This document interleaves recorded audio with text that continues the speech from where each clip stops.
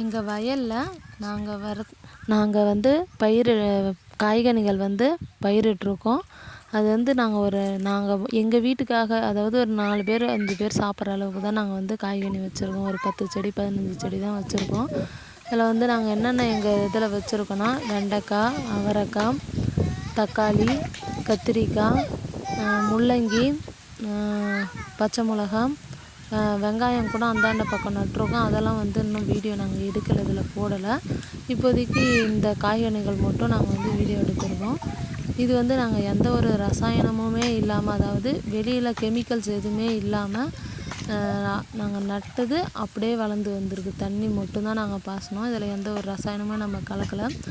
புளிச்சக்கறியில் மட்டும் கொஞ்சமாக பூச்சி அரிச்சிருந்ததுனால வேப்ப எண்ணெயை மட்டும் வாங்கிட்டு வந்து ஸ்ப்ரே பண்ணோம். ஆனால் வந்து அது கேட்கல. ஏன்னா பக்கத்துலலாம் வந்து சோளம் இருக்கிறதால நாங்கள் அடித்த வேப்ப எண்ணெய் வந்து அந்த அளவுக்கு எஃபெக்டிவாக இல்லை. அதே மாதிரி இந்த காய்கனிகள் வந்து இதிலேருந்து நாங்கள் பறிச்சுட்டு போய் நாங்கள் இதை மட்டும் சமைச்சு சாப்பிட்டோம். ஆனால் அதனோட டேஸ்ட் வந்து கடையில் வாங்கி சாப்பிட்றத விட இதனுடைய டேஸ்ட் வந்து வித்தியாசமாக இருந்தது, நல்லா இருந்தது. ஏன்னா நம்ம வந்து இதில் எந்த ஒரு உரமோ இல்லை கெமிக்கலோ ஆட் பண்ணி இந்த காய் வந்து வளரல. ஒரு செடிக்கு 2 காய் வந்தாலும் தண்ணி விட்டு வர்றது அது மட்டும்தான்.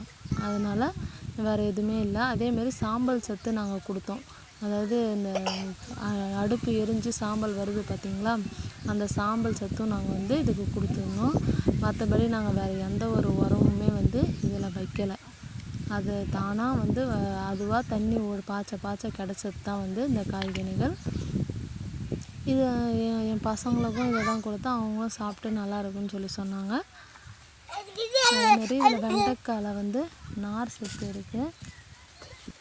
இது வந்து வெண்டைக்காயில் வந்து சாப்பிட்டா வந்து மேக்ஸ் நல்லா போடுவாங்க அப்படின்னு சொல்லி நான் சின்ன வயசில் இருக்கும்போது சொல்லியிருக்காங்க.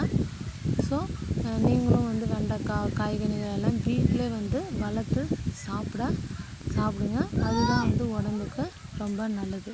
நாங்களும் நிறைய தடவை போட்டு எடுத்துருக்கோம் காய்கனிகள். பட் இந்த தடவை தான் நாங்கள் வந்து வீடியோவாக வந்து எடுத்து யூடியூப்பில் வந்து அப்லோட் பண்ணுறோம்.